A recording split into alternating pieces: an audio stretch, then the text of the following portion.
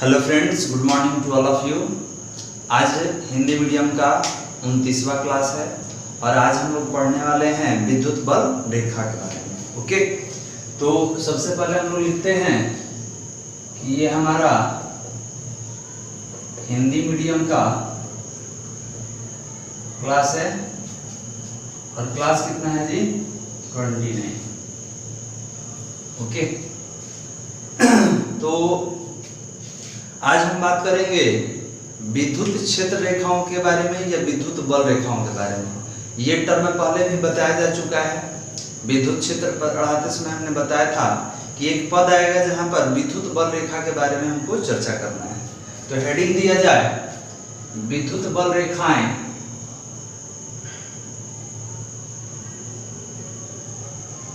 विद्युत बल रेखाएं विद्युत बल रेखाएं या विद्युत क्षेत्र रेखाएं या विद्युत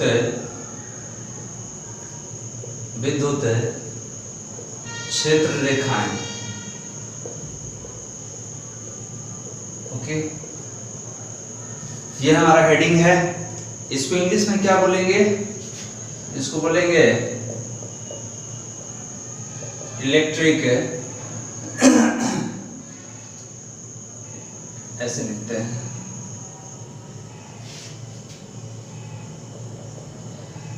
लाइन्स ऑफ इलेक्ट्रिक फोर्स और इलेक्ट्रिक फील्ड लाइन्स।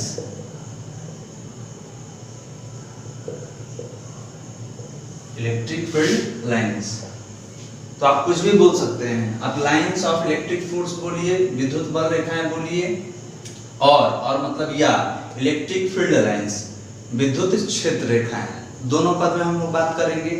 अब सर कारण क्या है कि क्षेत्र रेखाएं भी आप बोल रहे हैं, बल रेखाएं भी बोल रहे हैं, ये कारण क्या है? इसका कॉज है, इसको एक एक करके हम लोग समझेंगे। तो सबसे पहले एक एग्जाम्पल लेते हैं।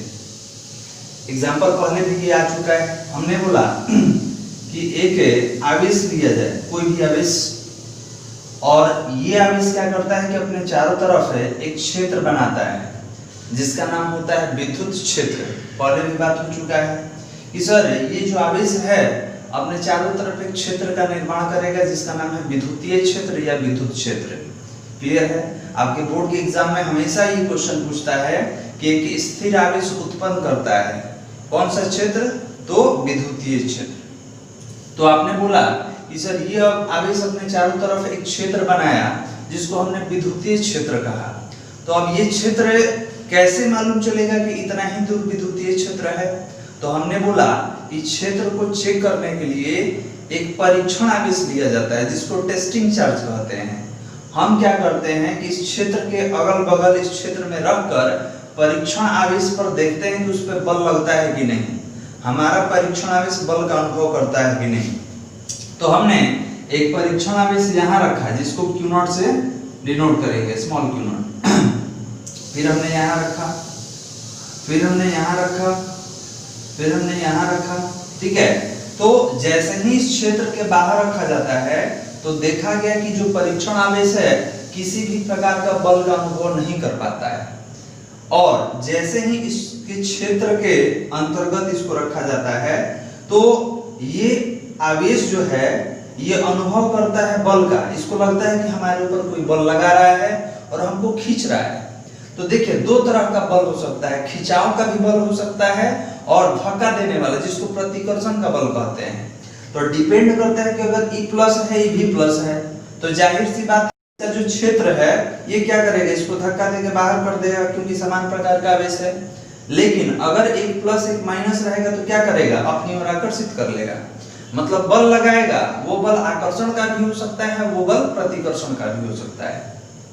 तो जैसे ही देखा गया यहाँ पर आवेश हमने रखा तो ये बल का अनुभव करने लगा, इसको लग रहा है कि हमारे ऊपर कोई बल लगा रहा है। यहाँ रखा गया, इसको लग रहा है कि हमारे ऊपर बल लग रहा है। यहाँ रखा गया, ये भी बल का अनुभव करता है। यहाँ रखा गया, ये भी बल का अनुभव करता है। यहाँ रखा गया, मतलब इस क्षेत्र के अंदर कहीं भी आप रखिएगा तो ये बल का अनुभव करता है। ओके, तो ये बताइए कि अगर ये यहाँ पर आवेश है और चारों तरफ क्षेत्र बनाया है तो ये बल कैसे लगाया होगा? जिस पर कल्पना कीजिए कि हम यहाँ पर हैं और किसी पर बल लगाना है तो कैसे बल लगाएंगे? बल कैसे लगा सकते हैं? एक रस्सी फेंकेंगे, उसको खींचेंगे अपनी ओर। अगर हमको जाना नहीं है, हम स्थिर हैं, तो किसी को अपनी ओर कैसे खींचना है? रस्सी फेंक के खींच लेंगे। ठीक है, तो एक उदाहरण लेते हैं मकड़ी का, जिसको स्पाइडर कहा जाता है। तो हमने बोला कि अगर एक स्पाइडर है, मकड़ी है, तो ये अपने चारों तरफ एक जाल बुन के रखता है। ठीक है, ये चारों तरफ क्या करेगा? एक जाल बुन देगा, जिसको वेब कहा जाता है। और जरूरी नहीं है कि इस जाल में जितना सारा धागा है वो सीधा ही हो, वो सर्कुलर भी हो सकता है, किसी भी प्रकार का हो सकता है। देखिए, एकदम तुलना कीजिएगा, यहाँ पर आवेश है, यहाँ पर हमने मकड़ी लिया है, स्पाइडर लिया है। ये मकड़ी है, अपने चारों तरफ एक जाल बना दिया है, तो इसका भी तो जाल है जिसका नाम विद्युतीय क्षेत्र आप दिए हैं। अब ये क्या करता है कि देखता है कि भाई कौन सा कीड़ा मेरे तरफ आ रहा है। जैसे ही कोई कीड़ा इसके नजदीक आता है, जैसे इसके क्षेत्र में आता है, मान लीजिए कि यहाँ पर आ गया, कोई आ गया, तो हमने मान लिया कि ये कोई कीड़ा है, यहाँ पर आ गया, तो जैसे ही आता है तो ये जो क्षेत्र है इसको समझदारी दिया गया है कि सबके पास इंटेलिजेंस है चेक करने का कि भाई जो आया है इसका नेचर कैसा है, ये प्लस है कि माइनस है। अब देखिएगा कि अगर समान प्रकार का आवेश रहेगा तो इसको बाहर कर देगा, और असमान प्रकार का आवेश रहेगा तो खींच लेगा। क्लियर है? तो अब बताइए कि मकड़ी तो यहाँ पर है, तो खींचने का काम कौन किया? तो ये मकड़ी ने जो जाल बुना है, ये जो धागे हैं, ये धागे खींचने का काम करते हैं।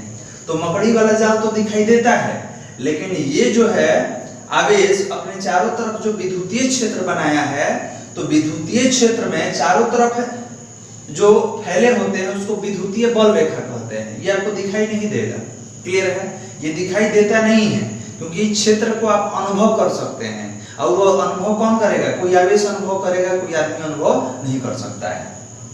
तो आप बोलेंगे कि सर अगर कोई दूसरा आवेश कहीं भी आता है तो ये क्या करता है? उसमें बल लगाता है।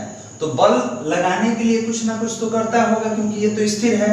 तो ये जब बल लगाता है तो बल लगाने वाला अदृश्य काल्पनिक रेखा होता है, जिसको हम विद्युत बल रेखा कहते हैं। और ये बल रेखा किसमें है? इस क्षेत्र में है, इसीलिए इसका नाम क्या होता है? विद्युत क्षेत्र रेखा। बल लगाता है तो बल रेखा कह दिए, और इस क्षेत्र में है इसीलिए इसका नाम क्षेत्र रेखा भी होता है। एक चीज और याद रखिए कि विद्युत बल रेखा कभी भी विद्युतीय क्षेत्र से बाहर नहीं होता है। अब आपसे बोला जाएगा कि सर मकड़ी का जाल इतना दूर में है तो क्या जाल बाहर भी रहेगा, मतलब ये रेशा बाहर भी जाएगा? तो बिल्कुल नहीं। ये जो रेशा है मकड़ी का, ये जाल के अंदर तक ही सीमित रहता है। तो अब हमने बोला कि ये आवेश है, और यहाँ पर परीक्षण आवेश रखे हैं, यहाँ पर रखे हैं, यहाँ पर रखे हैं, तो ये इस पर बल लगाया, ये इस पर बल लगाया, ये इस पर बल लगाया, और ध्यान देंगे चारों तरफ बल लगाता है। यहाँ भी बल लगाएगा, यहाँ भी बल लगाएगा, यहाँ भी बल लगाएगा, यहाँ भी लगाएगा, यहाँ भी लगाएगा। तो अब बताइए, बहुत आदमी बोले कि सर क्या ये सरल रेखा होता है, केवल सरल रेखा में बल लगाता है? तो नहीं, इसका जो बल रेखा है वो सतत, सतत मतलब लगातार होता है। सतत सरल रेखा भी होता है और सतत वक्र भी होता है। वक्र मतलब टेढ़ा मेढ़ा रेखा हो गया। तो जरूरी नहीं है कि सरल रेखा ही होगा, वो किसी भी प्रकार का होता है। और ध्यान देंगे विद्युत बल रेखा मतलब इस क्षेत्र में जितना बल लगाने वाला लाइन होगा, जितना रेखा होगा, इस सबको विद्युत बल रेखा कहा जाता है। अब विद्युत बल रेखा विद्युत क्षेत्र से बाहर नहीं होता है। क्लियर है? एकदम दिमाग में सेट कर लीजिएगा बात कि विद्युतीय क्षेत्र के बाहर विद्युत बल रेखा होता ही नहीं। ओके, तो यहाँ पर हमने क्या समझा जी? तो सर विद्युतीय बल रेखा एक अदृश्य काल्पनिक रेखाएं हैं जो विद्युतीय क्षेत्र के अंतर्गत सम्मिलित होती हैं। यह किसी भी परीक्षण आवेश पर बल लगाने का कार्य करती हैं। क्लियर है? अब बताइए कि आवेश परीक्षण आवेश यहाँ रखे हैं तो इसी दिशा में बल लगेगा जी। ओके, तो याद ये रखना है कि बल का दिशा कहाँ होता है, तो हमने पहले ही बताया था कि जिधर आवेश का विस्थापन होगा, जिधर विस्थापन का दिशा होता है उधर ही बल का दिशा होता है। ओके, तो अब इसको परिभाषित करना होगा। आप समझ चुके होंगे कि विद्युत बल रेखा क्या है। तो किसी भी परीक्षण आवेश पर बल लगाने के लिए जो ये क्षेत्र काल्पनिक रेखा भेजता है कि जाओ भाई उसको पकड़ के लाओ मेरे पास, वो आकर्षण या प्रतिकर्षण किसी भी प्रकार का बल हो, तो उन्हीं अदृश्य बल रेखाओं को विद्युत बल रेखाएं या विद्युत क्षेत्र रेखाएं कहा जाता है। ये दिखाई नहीं देता है, केवल अनुभव करेगा, और अनुभव कौन करेगा जी, तो परीक्षण आवेश करेगा। इसको मकड़ी के जाल से तुलना कर सकते हैं कि सर जैसे आवेश ही बैठा है सेंटर में, उसी तरीके से यहाँ स्पाइडर बैठा है और ये अपने चारों तरफ जाल बुन देता है, तो ये भी चारों तरफ अपना क्षेत्र बना लिया, ये दिखाई देता है, ये दिखाई नहीं देता है। तो जैसे ही कोई कीड़ा आया यहाँ पर, ये तुरंत उसको खींच लेगा, देखेगा भाई कि सजातीय है कि विजातीय है, मतलब समान प्रकार का आवेश है कि असमान प्रकार का आवेश है। सजातीय होगा तो बोलेगा कि जाओ भाई तुमको हम नहीं खींचेंगे, और विजातीय होगा, अलग प्रकार का आवेश होगा, तुरंत खींच लेगा। तो ये बैठा है यहीं पर, लेकिन अपने जो जाल है, ये जो रेशा है, रेशे की सहायता से खींच लेता है। बिल्कुल उसी प्रकार ये जो आवेश है किसी भी परीक्षण आवेश पर ऐसे ही बल लगाता है।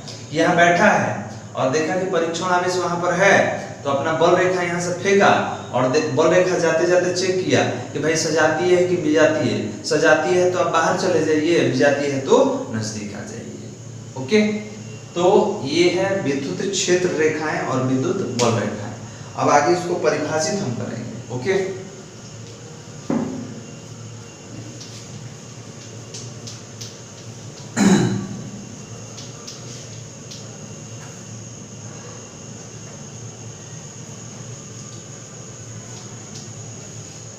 चलिए लिखे ना जी, तो यहां से लिखेंगे विद्युत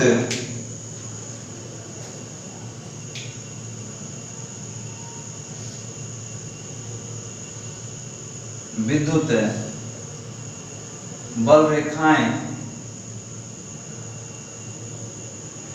एक प्रकार की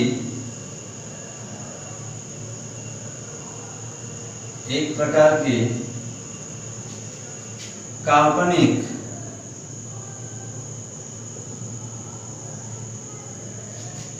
रेखाएं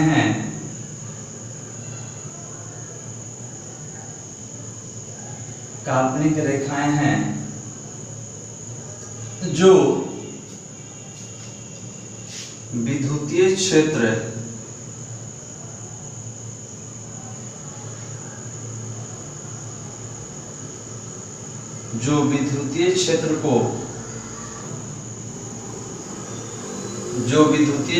को व्यक्त करती हैं। ओके, आगे विद्युत क्षेत्र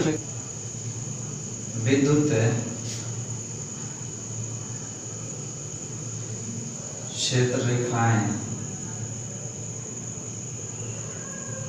विद्युत क्षेत्र रेखाएं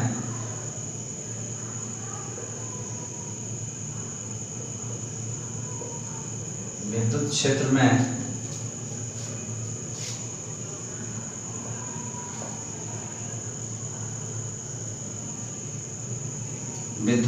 में खींची गई सतत सरल रेखा या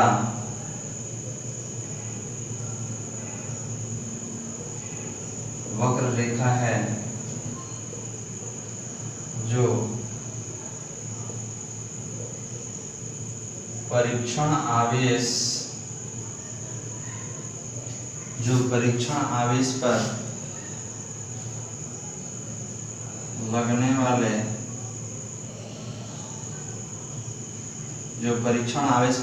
वाले विद्युतीय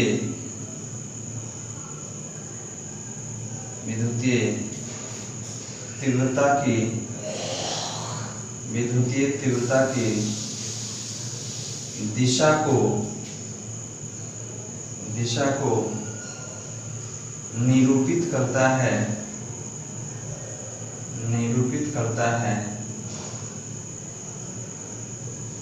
इसको इन्वर्टेड कॉमा में रख दीजिए। हो गया। अब ध्यान देंगे, विद्युतीय बल रेखाओं को विद्युतीय फ्लक्स रेखा भी कहा जाता है। इसको भी लिख ले रहे हैं। विद्युतीय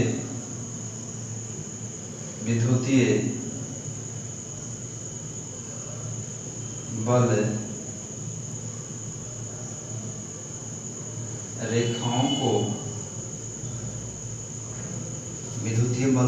को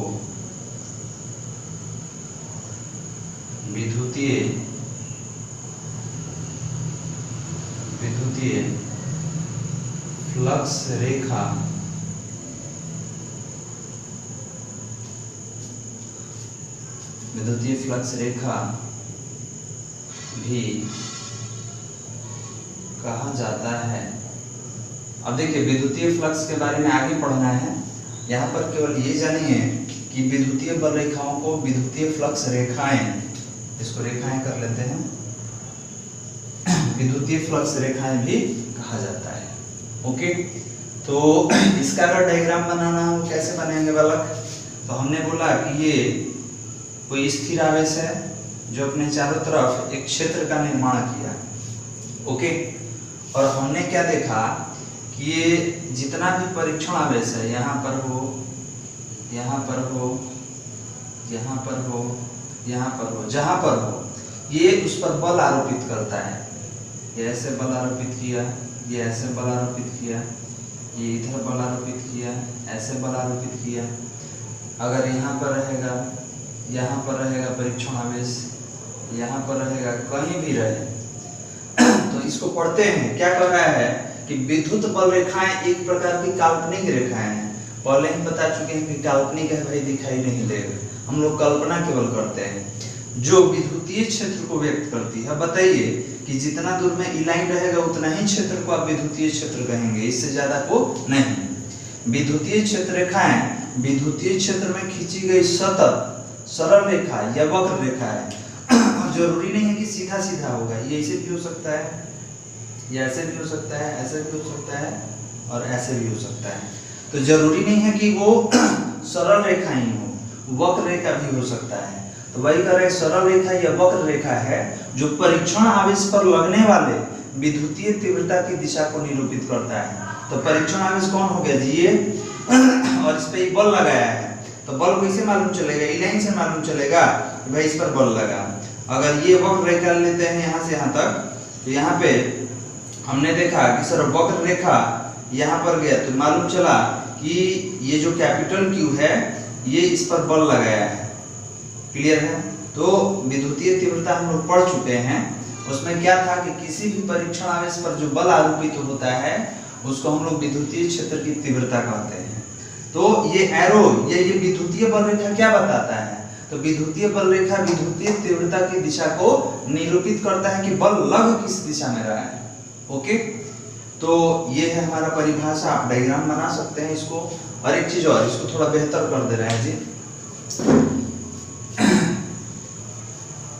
इसको बेहतर कर दे रहे हैं, रेड कलर का भी यूज कर ले रहे हैं इसमें।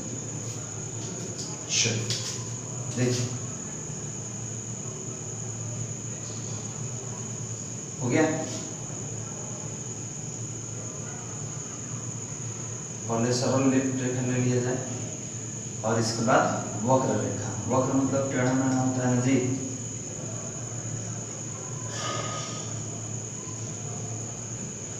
यहाँ पर कौन बैठा है? तो यहाँ पर परीक्षण आवेश बैठा है Q नॉट, यहाँ पर Q नॉट, यहाँ पर Q नॉट, यहाँ पर Q नॉट, यहाँ पर Q नॉट, यहाँ पर Q नॉट, Q नॉट और यहाँ पर Q नॉट। क्लियर है? तो आप बोलेंगे कि सर परीक्षण आवेश पर लगने वाला बल का दिशा निरूपित किया जाता है किसके द्वारा? तो विद्युतीय बल रेखा द्वारा। अब सवाल यह है कि सर इतने हैं? नहीं, ये चारों तरफ एकदम भरा पड़ा रहता है। क्लियर है? चलिए आप ये डायग्राम बना लीजिए, डेफिनेशन लिख लीजिए, इसके बाद आगे बढ़ेंगे हम लोग। चलिए लिख लिया बालक, हटाया जाए। समझ लिए कि विद्युतीय बल रेखाएं क्या है। तो विद्युतीय बल रेखाएं एक प्रकार की काल्पनिक रेखाएं हैं जो विद्युतीय क्षेत्र को व्यक्त करती हैं। विद्युतीय क्षेत्र रेखाएं विद्युतीय क्षेत्र में खींची गई सतत सरल रेखा या वक्र रेखा है जो परीक्षण आवेश पर लगने वाले विद्युतीय तीव्रता की दिशा को निरूपित करता है। विद्युतीय बल रेखाओं को क्या कह सकते हैं? विद्युतीय फ्लक्स रेखा भी कहा जाता है। ओके, इसको हटा रहे हैं बालक। अब क्या पढ़ना है? ये तो आप समझ गए कि विद्युतीय बल रेखा या विद्युतीय क्षेत्र रेखा क्या है। ओके, अब यहां से आगे हमको पढ़ना है विद्युतीय बल रेखाओं के गुण या विद्युतीय क्षेत्र रेखाओं के गुण। बल रेखा और क्षेत्र रेखा में समझ में आ गया ना जी, क्या अंतर है? इस और क्षेत्र विद्युतीय क्षेत्र में होता है, इसीलिए विद्युतीय क्षेत्र रेखा कहते हैं। और यह परीक्षण आवेश पर बल लगाने का काम करता है, इसीलिए इसको विद्युतीय बल रेखा के नाम से भी जाना जाता है। ओके, तो आगे अब क्या पढ़ेंगे? तो आगे हम पढ़ने वाले हैं विद्युतीय बल रेखाओं के गुण। विद्युतीय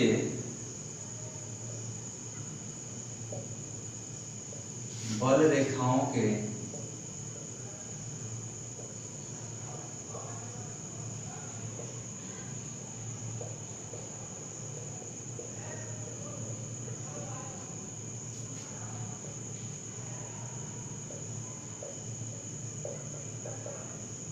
properties of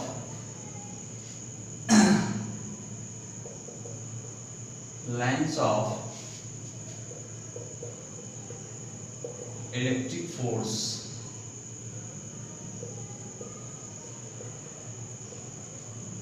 ठीक है, इसको विद्युतीय क्षेत्र रेखाओं के गुण भी कहा जाता है। Properties of electric field lines भी हम लोग बोलते हैं, या properties of lines of electric force भी कहा जाता है।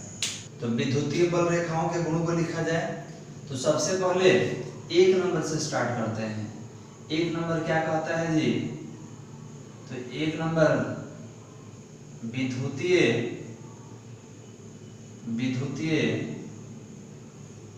बल रेखाओं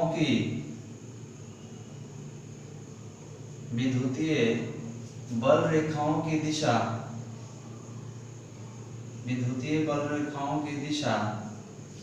धनात्मक आवेश से दूर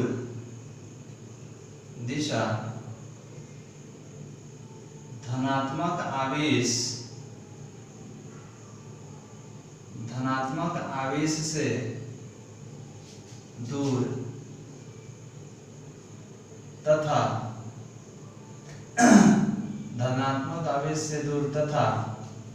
ऋणात्मक आवेश की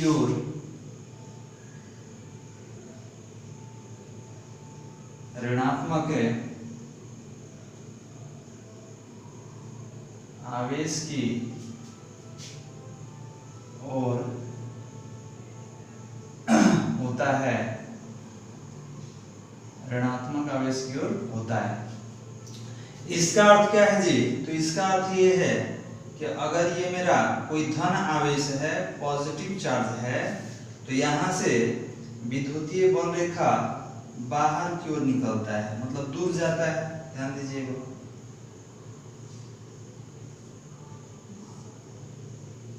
क्लियर है? मतलब यहाँ से निकलता है तो देखिए डायरेक्शन ऐसे होगा जी। विद्युतीय बल रेखा का डायरेक्शन कहाँ है? From positive terminal to negative terminal. Clear है?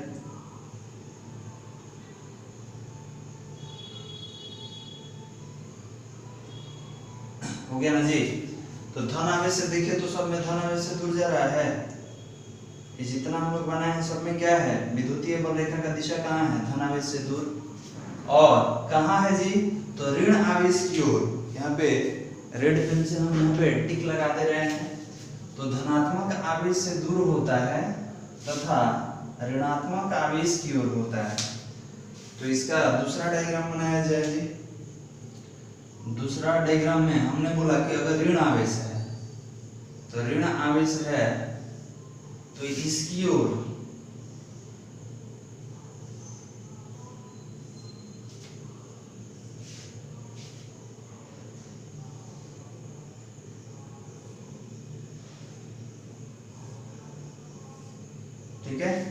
तो ये कहाँ होगा डायरेक्शन, कुछ इस तरीके से होगा।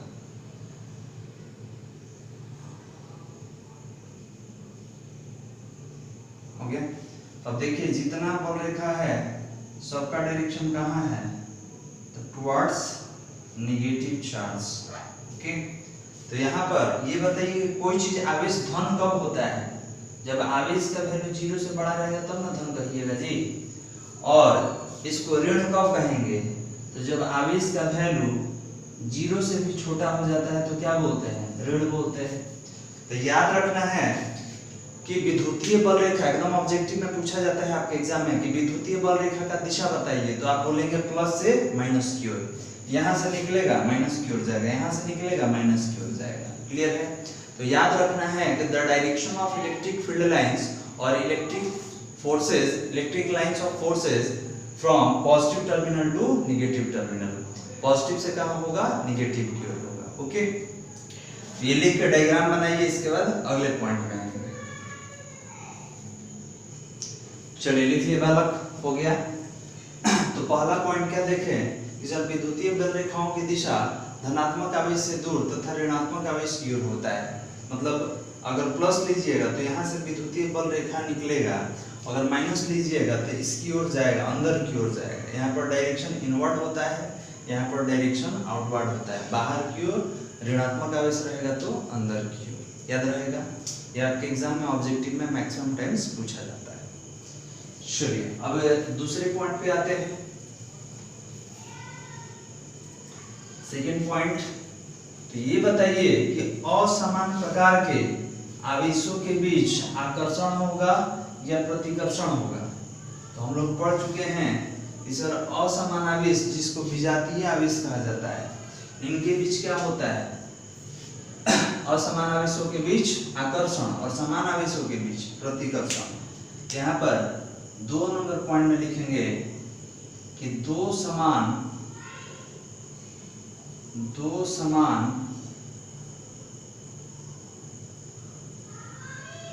आवेशों के बीच, दो समान आवेशों के बीच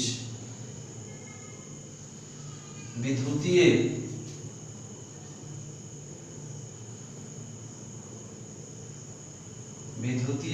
बल रेखाएं या क्षेत्र रेखाएं, कुछ भी विद्युतीय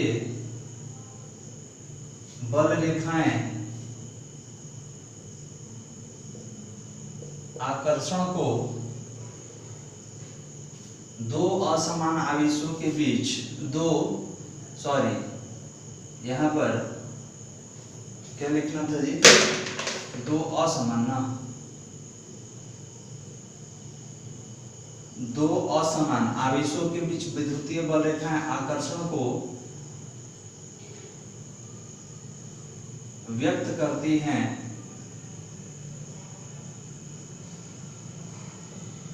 हो गया, या निरूपित करती है, कुछ भी लिख सकते हैं।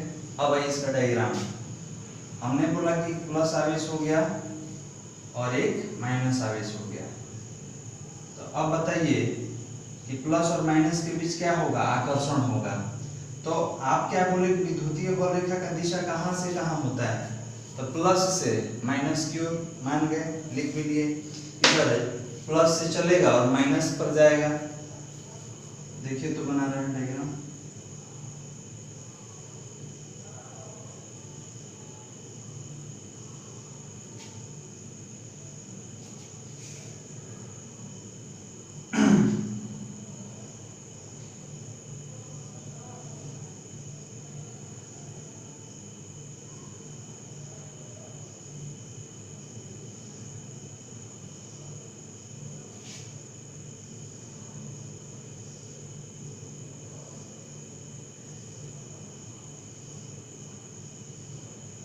क्लियर है।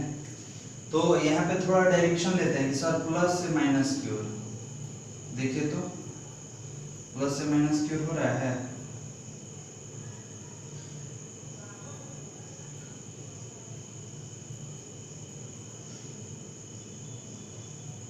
और आपको ये बताया जा चुका है कि सरल रेखा भी होता है और वक्र भी। वक्र मतलब टेढ़ा मेढ़ा रेखा भी होता है।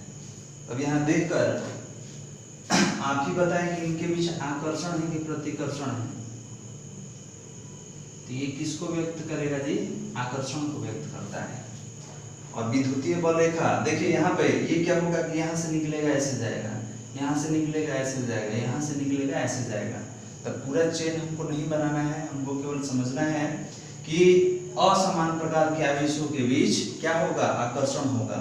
और विद्युतीय बल रेखा किस प्रकार से खींचेंगे? तो ये आपका डायग्राम है। तो अब इसको बना लीजिए, इसके बाद अगले पॉइंट पर आएंगे।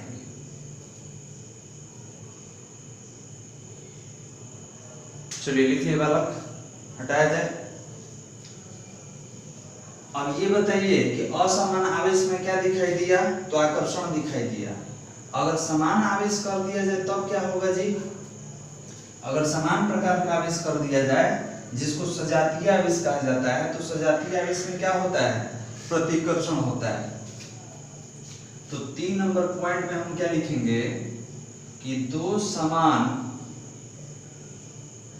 समान आवेशों के बीच विद्युतीय बल रेखाएं किसको व्यक्त करेंगे? आकर्षण को कि प्रतिकर्षण को?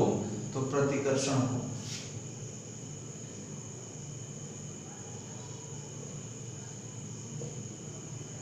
प्रतिकर्षण को व्यक्त करती हैं। अब इसका डायग्राम कैसे बनाएंगे? तो देखिए ये प्लस हो गया और यहाँ पर भी प्लस ले लीजिए। ओके,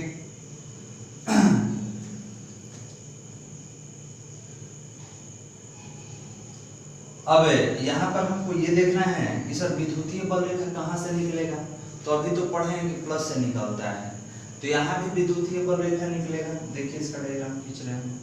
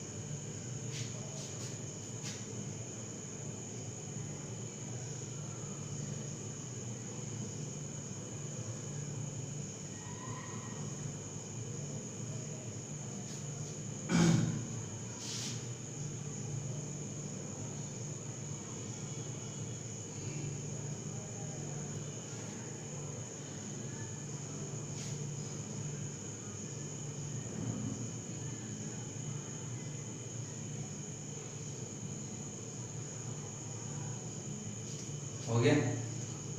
तो यहाँ पर हमने क्या देखा? तो यहाँ पर हमने देखा कि सर समान प्रकार का आवेश है और समान प्रकार के आवेश में प्रतिकर्षण है।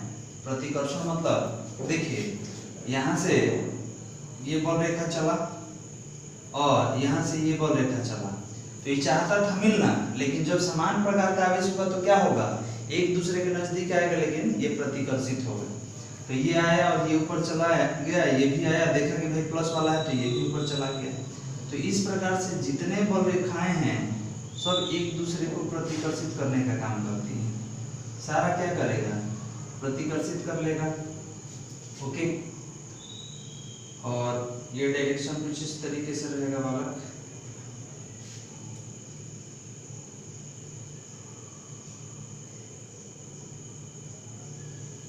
अब ये बताइए कि इन दोनों के प्रतिकर्षण के क्रम में जो बीच वाला है जगह खाली हो जाता है, मतलब यहाँ पर विद्युतीय क्षेत्र जो होता है उसको जीरो बोलते हैं कि सर यहाँ पे विद्युतीय क्षेत्र होता ही नहीं। ये जो बीच वाला खाली जगह देख रहे हैं यहाँ पर विद्युतीय क्षेत्र होता ही नहीं है। तो विद्युतीय क्षेत्र नहीं होता है, इलेक्ट्रिक फील्ड का वैल्यू क्या होता है? जीरो, क्योंकि विद्युतीय बल रेखा जहाँ पर रहेगा उसी को हम लोग क्या बोलते हैं? विद्युतीय क्षेत्र। लेकिन यहाँ पर तो कोई विद्युतीय बल रेखा नहीं है, इसका मतलब कि यहाँ पर विद्युतीय क्षेत्र का वैल्यू क्या होगा, 0। और ये जो क्षेत्र है इसको न्यूट्रल पॉइंट बोलते हैं। देखिए n लिख दे रहे हैं, n से होता है न्यूट्रल पॉइंट, उदासीन बिंदु, n फॉर उदासीन बिंदु। आगे चलकर डिफाइन भी कर लेंगे। न्यूट्रल पॉइंट, न्यूट्रल पॉइंट क्यों बोलते हैं बालक, क्योंकि इस क्षेत्र में किसी भी प्रकार का आवेश नहीं होता है, ये उदासीन होता है। यहाँ पर इलेक्ट्रिक फील्ड 0, तो जब कोई फील्ड है ही नहीं तो यहाँ पर आवेश नहीं होगा, क्योंकि कोई क्षेत्र ही नहीं है। तो ये जो जितना आप देख रहे हैं बीच वाला जगह, इसको क्या बोलेंगे, न्यूट्रल पॉइंट। ओके, तो आप ये सेकंड पॉइंट लिखकर डायग्राम बना लीजिए। इसके बाद आगे हम लोग न्यूट्रल पॉइंट को भी परिभाषित करेंगे, लिख लिया जाए। चलिए लिख लिए बालक, हटाया जाए इसको। अब आते हैं 4 नंबर पॉइंट पर।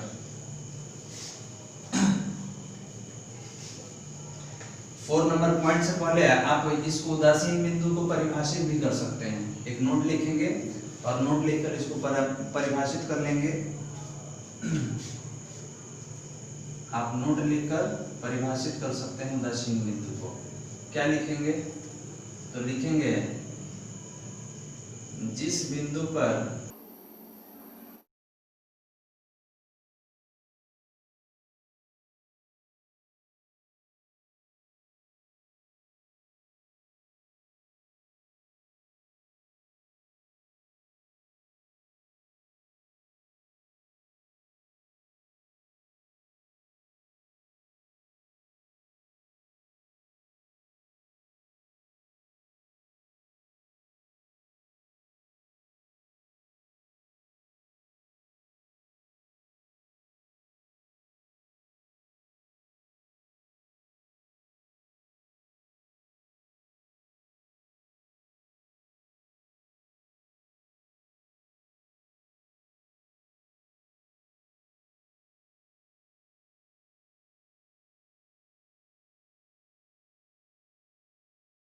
चलिए अब समझते हैं क्या कह रहा है कि सर जिस बिंदु पर आवेशों के कारण विद्युतीय क्षेत्र की तीव्रताएं बराबर और विपरीत दिशा में हो, हम उस बिंदु पर परिणामी बल क्या पाते हैं, शून्य पाते हैं। तो जब बताइए कि बल ही नहीं लग रहा है तो तीव्रता होगा, नहीं होगा, तो तीव्रता का वैल्यू कितना होगा, शून्य होगा। अतः इस बिंदु को उदासीन बिंदु कहते हैं या कहा जाता है। ओके, तो आप इसको लिख लीजिए, इसके बाद हम अगले पॉइंट पर आएंगे। चलिए लिख लिए बालक, हटा इसको। तो 3 पॉइंट तो हो चुका था।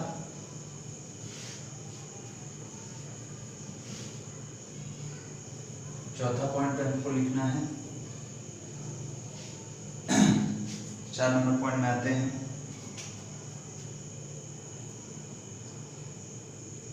क्या है, जिस स्थान पर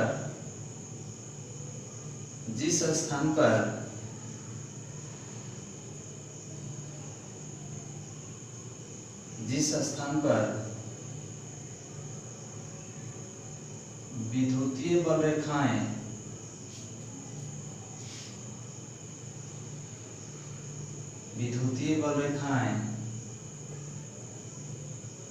एक दूसरे के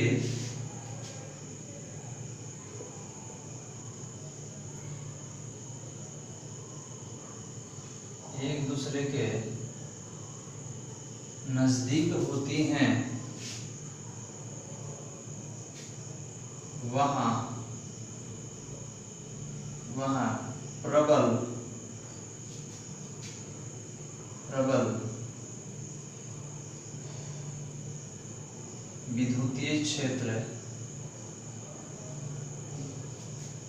विद्युतीय क्षेत्र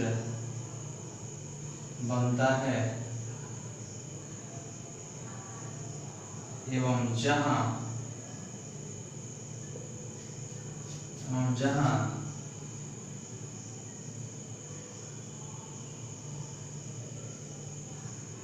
विद्युतीय बल रेखाएं एवं जहां विद्युतीय बल रेखाएं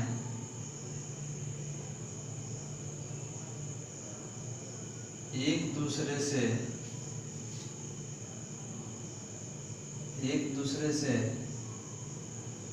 दूर होती हैं, वहां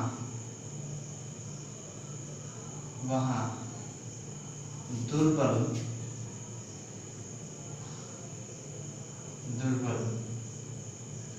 विद्युतीय क्षेत्र बनता है।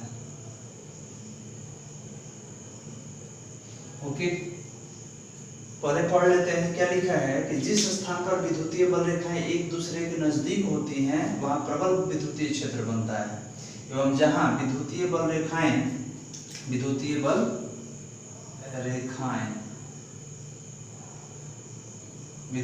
रेखाएं एक दूसरे से दूर होती हैं वहां दुर्बल विद्युतीय क्षेत्र बनता है। ओके, तो इसका अर्थ क्या है? तो इसका अर्थ ये है कि सर मानिए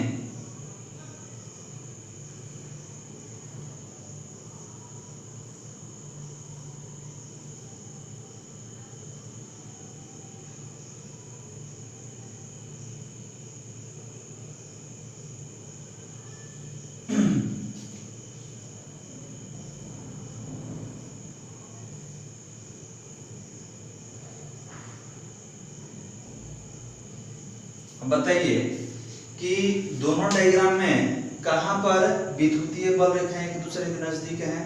तो आपने बोला सर इस डायग्राम में विद्युतीय बल रेखाएं एक दूसरे के काफी नजदीक है, तो यहाँ पर कौन सा क्षेत्र बनेगा? प्रबल विद्युतीय क्षेत्र के दुर्बल विद्युतीय क्षेत्र? तो आपने बोला कि सर प्रबल विद्युतीय क्षेत्र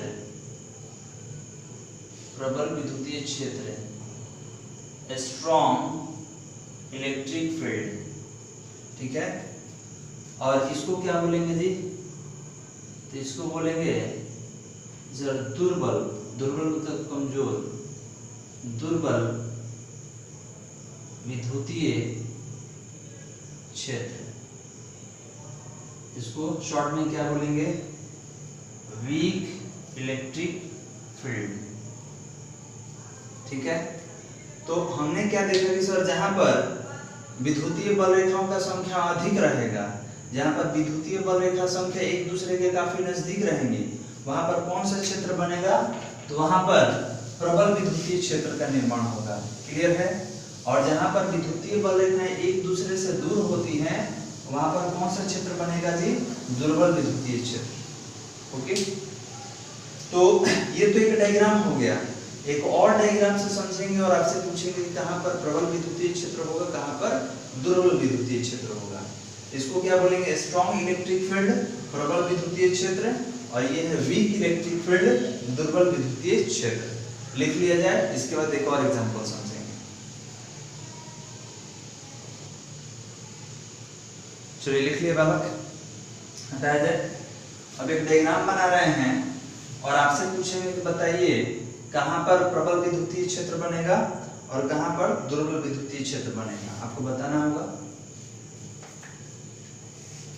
तो डायग्राम में आप देखेंगे कि सर जहां पर विद्युतीय बल रेखा का संख्या ज्यादा रहेगा वहां पर प्रबल विद्युतीय क्षेत्र, और जहां पर विद्युतीय बल रेखा का संख्या कम रहेगा वहां पर दुर्बल विद्युतीय क्षेत्र बनेगा। चलिए एक और एग्जाम्पल से समझते हैं विद्युतीय क्षेत्र के बारे में।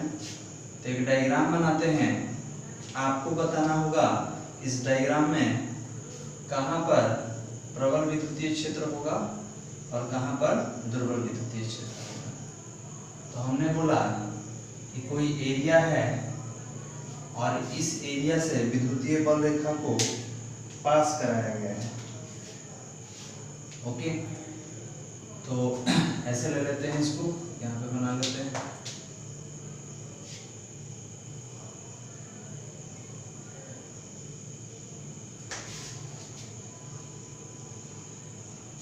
इसका नाम ए लेते हैं, इस जगह का नाम बी लेते हैं। और हमने बोला कि यहाँ से बहुत सारी विद्युतीय बल रेखा गुजरी हुई है, जैसे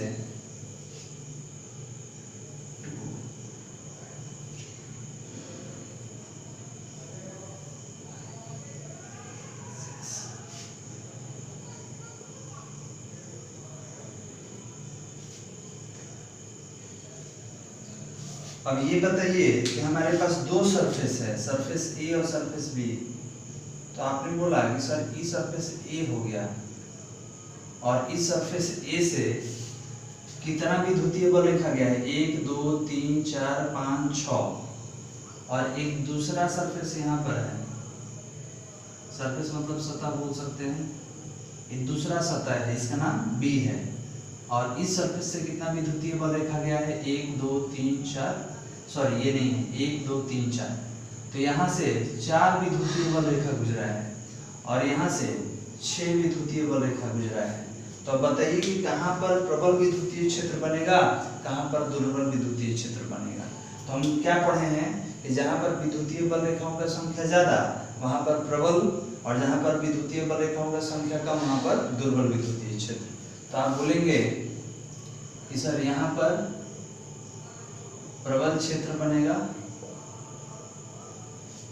और यहाँ पर ये जो डायग्राम है यहाँ पर दुर्बल क्षेत्र बनेगा।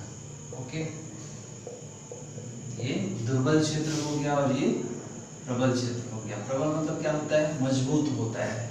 तो हम समझ गए ना जी कि हमारे पास दो सतह था ए और बी। तो सतह ए से हमने देखा कि 6 विद्युतीय बल रेखाएं गुजरी हैं और सतह बी से 4 विद्युतीय बल रेखाएं गुजरी हैं। तो यहाँ पर विद्युतीय क्षेत्र का तीव्रता, ये विद्युतीय क्षेत्र कैसा होगा, दुर्बल होगा और यहाँ पर विद्युतीय क्षेत्र कैसा होगा, प्रबल होगा। ओके, चलिए राइट डाउन, इसके बाद हम आगे आते हैं। चलिए लिख लिए डायजवालक। तो ये एग्जाम्पल किसका था, 4 नंबर पॉइंट का। अब आते हैं 5 नंबर पॉइंट में। 5 नंबर पॉइंट क्या है बालक। तो 5 नंबर पॉइंट में हमने देखा विद्युतीय बल रेखाएं जो होती हैं किसी भी अचालक पदार्थ से गुजर सकती है।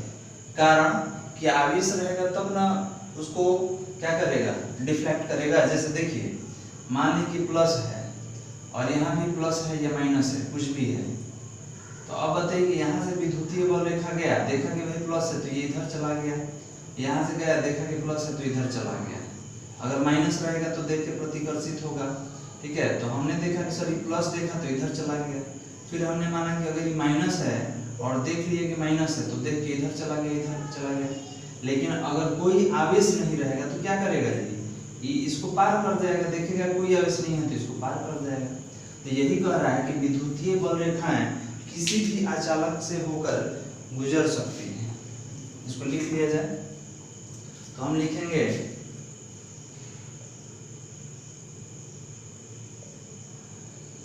विद्युत बल रेखाएं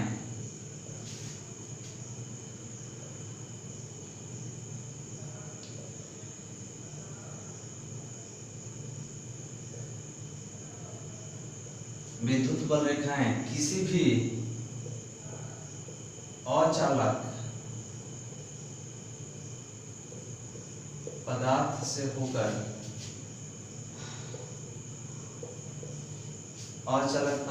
होकर गुजर सकती हैं।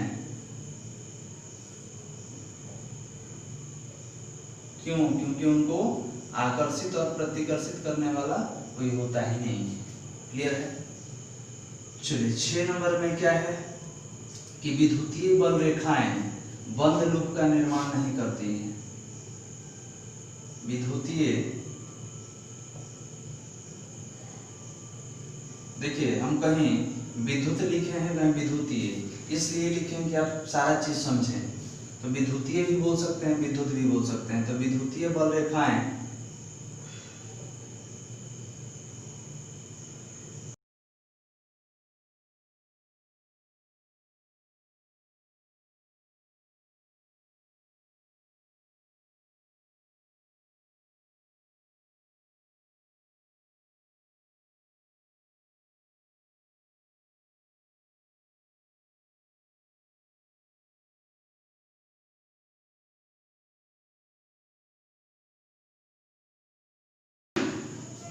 चलिए एक बार समझ लिया जाए सबको। तो पहले हमने क्या बोला, विद्युत बल रेखाएं किसी भी अचालक पदार्थ से होकर गुजर सकती हैं। तो इसका अर्थ क्या है, तो हमने पहले ही बता दिया कि अगर मेरे पास एक प्लस है और एक और चालक पदार्थ ले लिए जिसमें आवेश है प्लस, तो अब बताइए कि जब प्लस प्लस को देखेगा तो क्या होगा, प्रतिकर्षित हो जाएगा। ये जब चालक होगा तब। तो अब बताइए कि अगर ये चालक ले लीजिएगा, चालक किसको बोलेंगे, जिसमें आवेश काम कर रहा है जी, और अचालक जिसमें आवेश नहीं है। तो हमने बोला कि चालक ले लिए मतलब इसमें आवेश है, तो ये तो देख के पहले ही आकर्षित या प्रतिकर्षित हो जाएगा। अगर माइनस रहेगा तो खींच लेगा और प्लस रहेगा तो क्या होगा, अपनी प्रतिकर्षित कर देगा। तो यही पॉइंट में देखिए क्या कह रहा है कि विद्युत बल रेखाएं किसी भी चालक में से नहीं गुजरती हैं। ये चालक है तो इससे नहीं गुजरेगा, दूर से चला जाएगा। इस कारण किसी चालक के आंतरिक भाग पर विद्युत क्षेत्र का प्रभाव नहीं पड़ता है। तो अब बताइए कि जब ये इस क्षेत्र से होकर गुजरेगा ही नहीं तो इस पर कोई प्रभाव आएगा, नहीं आएगा। अब ऊपर वाले पॉइंट को समझते हैं कि विद्युतीय बल रेखा किसी अचालक पदार्थ से होकर गुजर सकती है। हम बोले कि इस पर कोई आवेश नहीं है, तो जब कोई नहीं आवेश रहेगा तो इधर विक्षेपित तो होगा जी, नहीं होगा। ये कहाँ से चला जाएगा, तो सीधे इधर चला जाएगा, इधर चला जाएगा। ठीक है, तो जब ये अचालक या कुचालक रहेगा तो कहीं से गुजर सकता है, लेकिन जब ये चालक कर दीजिएगा तो क्या होगा, प्रतिकर्षित हो जाएगा किसी दूसरी ओर। ओके, तो आप बोलेंगे कि सर जब ये चालक रहेगा तो ये क्या करेगा, विद्युतीय बल रेखाओं को चारों तरफ फैला देगा, जिसको हम लोग कह सकते हैं कि विक्षेपित कर देगा। लेकिन जब ये कुचालक या अचालक रहेगा तो किसी भी प्रकार का प्रभाव उत्पन्न नहीं करता है और इससे होकर विद्युतीय बल रेखाएं गुजर सकती हैं। तो इस केस में हमने देखा कि अचालक के केस में विद्युतीय बल रेखा गुजर रहा है, और फिर हमने देखा कि चालक के केस में विद्युतीय बल रेखा नहीं गुजरता है। यहाँ पे देखिए नहीं गुजरती है। इसके बाद हमने क्या पढ़ा है कि विद्युतीय बल रेखाएं बंद लूप का निर्माण नहीं करती। बंद लूप मतलब ऐसे एक गोल नहीं बन जाता कि एकदम खत्म। ये क्या होगा कि अगर ए है, ये बी है, ए प्लस है, माइनस, तो यहाँ से यहाँ जाएगा, फिर यहाँ से यहाँ जाएगा, फिर यहाँ से यहाँ जाएगा। तो ये एकदम चलते रहता है जी सर्किट। ये नहीं कि बंद हो गया, बैठ गया एक जगह, ऐसा नहीं होता है। क्लियर है? तो ये जितना हम लोग देख रहे हैं सब विद्युतीय बल रेखा का गुण है। आपके एग्जाम में पूछता है बालक कि विद्युतीय बल रेखा किसे कहते हैं, इनके गुणों को लिखें। तो आपको सबसे पहले परिभाषित करना है और पॉइंट वाइज जितना गुण है सब जितना आप जानते हैं आपको लिखना है। तो लिख लीजिए। इसके बाद एक दो पॉइंट और है, उसको भी आगे करेंगे। चलिए लिख लिए बालक, हटाया जाए। 7 पॉइंट हो गया और एक दो पॉइंट लिखते हैं। एक चीज और याद रखें कि विद्युतीय बल रेखाएं कभी भी एक दूसरे को नहीं काटती हैं। ओके, वो एक दूसरे को कभी क्रॉस नहीं करती हैं, काटती नहीं। अब क्यों नहीं काटती हैं इसका कारण समझेंगे, लेकिन सबसे पहले इसको लिख लिया जाए।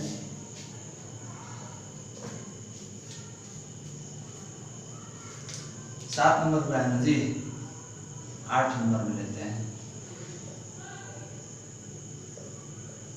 विद्युतीय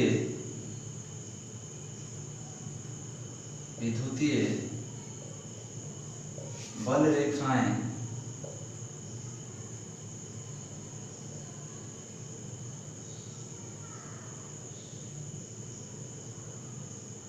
एक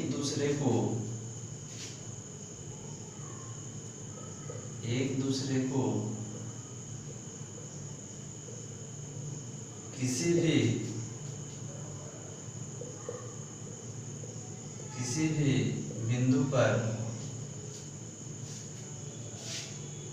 बिंदु पर नहीं काटती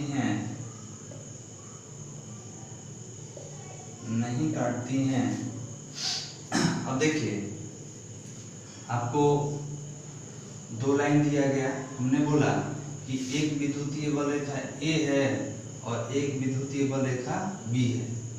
क्लियर है? तो अब बताइए, देखने में लग रहा है ना कि यहाँ पे काटा है जी। कोई देखेगा तो बोलेगा कि काटा है, लेकिन ये काटा नहीं है, क्योंकि जब एक बिंदु पर काट देगा तो इसका एक डायरेक्शन होना चाहिए, जबकि अभी विद्युतीय बल रेखा का डायरेक्शन कहाँ है, तो इसका इधर है और इसका विद्युतीय बल रेखा का इसका डायरेक्शन पूछेंगे तो आप बोलेंगे सर यहाँ स्पर्श रेखा खींच दीजिए, ये हो जाएगा। क्लियर है? तो ये बताइए कि जब यहाँ पर काटा रहता तो ये दो डायरेक्शन बताता, दोनों नहीं बताता, केवल एक डायरेक्शन बताता। तो यहाँ पर काटा नहीं है, तो आप बोलेंगे सर काटा नहीं है तो दिखाई कैसे दे रहा है? तो देखिए वहां से आप देख रहे हैं तो लग रहा है ना कि एक दूसरे को काटा है, जो प्लस लिखा है आपको देखने में लगेगा कि एक दूसरे को काटा है, ये मिल रहा है। लेकिन अगर इधर से देखिएगा तो इनके बीच गैप रहता है। इधर से देखने पे लग रहा है कि एक दूसरे को काट के ये पार किया है, लेकिन यहाँ से देखिए इनके बीच गैप है, ये सटा नहीं है। तो उसी तरीका से इसको हम लोग करंट इलेक्ट्रिसिटी में वायर के रूप में कैसे पढ़ते हैं कि एगो तार हो गया, एगो और तार पार कराना है, तो ऐसे लिखते हैं ना जी कि सर ये तार ए है और ये तार कौन है? बी है। तो देखने पे लग रहा है ना कि एक दूसरे को काटा है, लेकिन ऐसे नहीं होता है। हम लोग क्या पढ़ते हैं तो देखिए इसको कैसे लिख देते हैं, ऐसे करके ऐसे। और देखिए इसका मतलब क्या है कि एक वायर है और इसके ऊपर से दूसरा वायर लाया गया है, उसको काट के जोड़ा नहीं गया है। तो यहाँ पर इस तरीके का डायग्राम नहीं बनाते हैं, लेकिन कॉन्सेप्ट बिल्कुल यही वाला है कि सर दो या दो से अधिक विद्युतीय बल रेखाएं कभी भी एक दूसरे को काटती नहीं है, क्योंकि अगर एक दूसरे को किसी बिंदु पर काटती तो बल का दो डायरेक्शन नहीं होता, बल का एक ही डायरेक्शन होता है। क्लियर है? अब सवाल ये है कि सर आप किए क्या है, यहाँ पर डायरेक्शन कैसे निकाले हैं? तो ये बताइए किसी भी वृत्त पर डायरेक्शन कैसे निकाला जाता है? गणित पढ़े हैं ना जी कि अगर ये वृत्त है और ये केंद्र है, केंद्र को ऑरिजिन बोलते हैं, वो ले लिए। अब बोला गया कि यहाँ पर डायरेक्शन बताइए, तो डायरेक्शन कैसे खींचा जाता है? स्पर्श रेखा जो होता है वही डायरेक्शन बताता है। हमने बोला यहाँ पॉइंट ए है, पॉइंट ए का डायरेक्शन बताइए, यहाँ पॉइंट बी लिए इसका डायरेक्शन बताइए, यहाँ पॉइंट सी है इसका डायरेक्शन बताइए। तो किसी भी वृत्त पर या वृत्ताकार पथ पर या वक्र पर जब भी डायरेक्शन पूछा जाए तो स्पर्श रेखा से ही डायरेक्शन बताया जाता है। तो अब एक पॉइंट हमको ये भी मिल गया कि सर विद्युतीय बल रेखा पे अगर विद्युतीय क्षेत्र की तीव्रता का डायरेक्शन बताना हो तो डायरेक्शन को कैसे खींचेंगे, कैसे डायरेक्शन बताया जाएगा? तो आप एक लाइन में कहेंगे कि स्पर्श रेखा खींचकर विद्युतीय बल रेखा का डायरेक्शन बताया जाता है। आप ये लिख लीजिए। इसके बाद एक और पॉइंट है, चलिए हो गया जी। अगला पॉइंट लिखे हैं तो यही लिख दे रहा है, मिटाने की जरूरत नहीं है, यहीं पर आ जाएगा।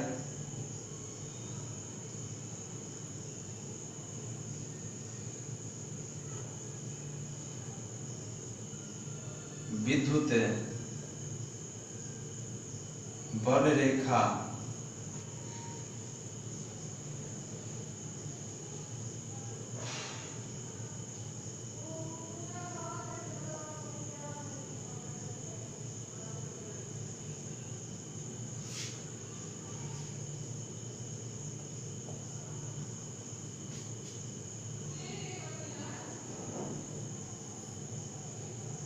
चलिए समझा जाए जी। ये क्या कह रहा है कि किसी विद्युत बल रेखा के किसी बिंदु पर खींची गई स्पर्श रेखा उस बिंदु पर विद्युत क्षेत्र की दिशा को निरूपित करता है।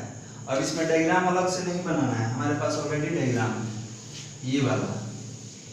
अब बताइए कि विद्युत बल रेखा ए हो गया, विद्युत बल रेखा बी हो गया। हमसे पूछा गया कि बताइए इस बिंदु पर यहाँ पर विद्युतीय बल रेखा का दिशा कहाँ है? तो आपने बोला कि सर इधर है। फिर कहा गया कि यहाँ पर विद्युतीय, इस पॉइंट पर विद्युतीय बल रेखा का दिशा कहाँ है? तो यहाँ से स्पर्श रेखा खींचे और बोले कि यही विद्युतीय बल रेखा। अगर पूछता कि यहाँ पर विद्युतीय बल रेखा का डायरेक्शन बताइए तो यहाँ से स्पर्श रेखा खींच देते। यहाँ पे पूछता है विद्युतीय बल रेखा का डायरेक्शन बताइए, यहाँ से स्पर्श रेखा खींच देते। जहाँ पर विद्युतीय बल रेखा का डायरेक्शन पूछा जाए वहां पर एक स्पर्श रेखा खींचिए, वही क्या होगा? आपका बल का दिशा होगा। क्लियर है? तो आप बोलेंगे कि सर जहां पर पूछा जाए वहीं से स्पर्श रेखा खींचेंगे, वही क्या होगा? हमारा विद्युतीय क्षेत्र का दिशा होगा। देखिए विद्युतीय क्षेत्र की दिशा को निरूपित करता है। तो अब इसके लिए अलग से डायग्राम नहीं बनाना है, जो पहले से डायग्राम है वही हमारे लिए बेहतर है। तो चलिए आज हमने क्या सीखा बालक? तो आज हमने सीखा कि विद्युतीय बल रेखा क्या है, विद्युतीय बल रेखा का गुण क्या है। ओके, तो आप इसको लिख लें और आज यहीं पर क्लास समाप्त करते हैं, बाकी अगले वीडियो में। धन्यवाद।